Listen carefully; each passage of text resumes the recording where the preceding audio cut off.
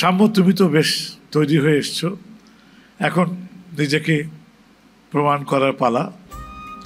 এ পর্বে তুমি টিকে যাচ্ছ কিনা।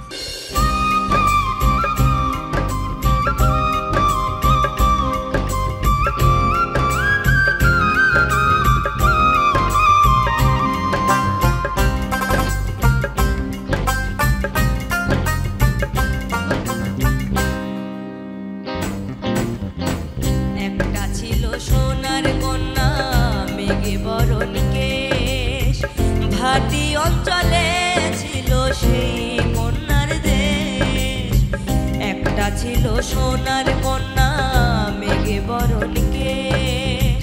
ভাটি অঞ্চলে ছিল সেই কন্যার দেশ, দুই চোখে তারা হারে কি মায়া, নদীর জলে পড়ল কন্যা ছায়া। তাহার কথা বলি, বলতে বলতে গাঁও দৌড়াইয়া চলি। তাহার কথা বলি, তাহার কথা বলতে বলতে গাঁও দৌড়াইয়া চলি।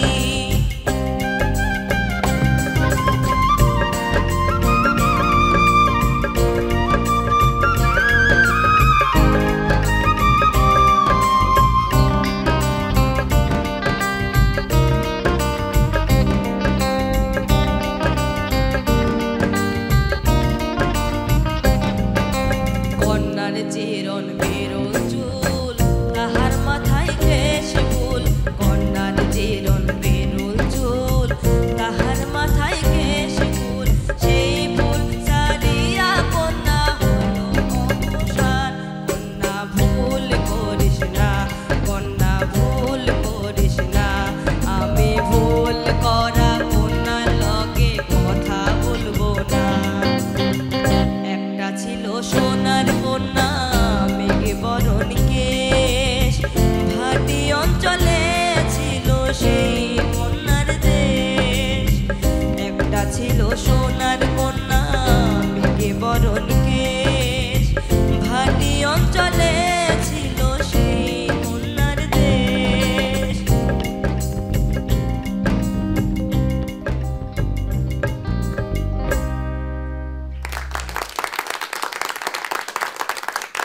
সৌম্যের গানের সাথে সাথে আমরা শ্রদ্ধা ভরে স্মরণ করছি শ্রদ্ধেয় হুমায়ুন আহমেদ এবং শ্রদ্ধেয় সুবীর নন্দীকে।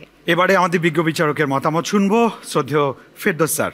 সাম্য, তুমি তো বেশ তৈরি হয়ে এসছো, এখন নিজেকে প্রমাণ করার পালা। এ পর্বে তুমি টিকে যাচ্ছ কিনা। ভালো করেছো, একেবারে চুল চেরা বিশ্লেষণ আমি এখানে করতে চাই না। আর তোমার এই বয়সে তো শেখার পালা, তুমি শিখতে থাকো, তোমার উদ্যম সুন্দর করো।